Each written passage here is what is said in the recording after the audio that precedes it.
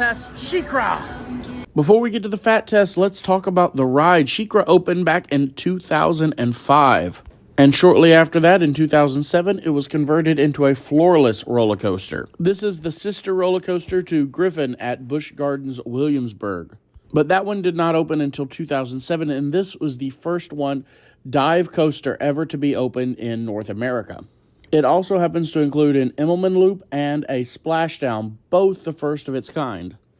The height of the roller coaster is 200 feet. It goes up to 70 miles per hour and has a track length of 3,188 feet. It has a vertical angle of 90 degrees and lasts about 2 minutes and 20 seconds. The height restriction is 54 inches.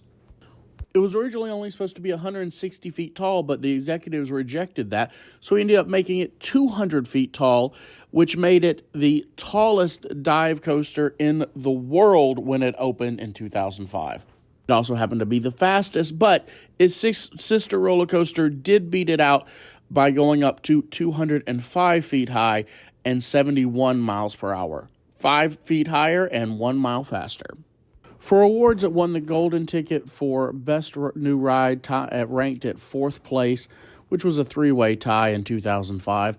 And it also was named the number 28 top steel roller coaster that year and has fluctuated between that and 13 in 2006 and so on until it ended up at number 42 in 2015.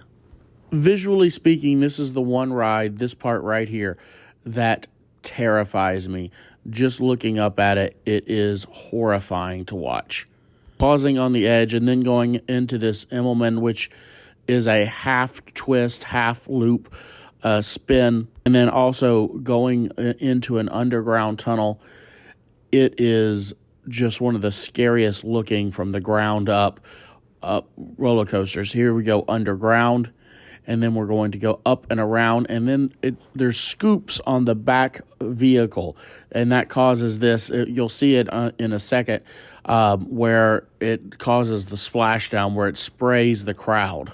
I don't think you actually get wet, but they're on the ride. But if you're standing beside it, you can get absolutely soaked.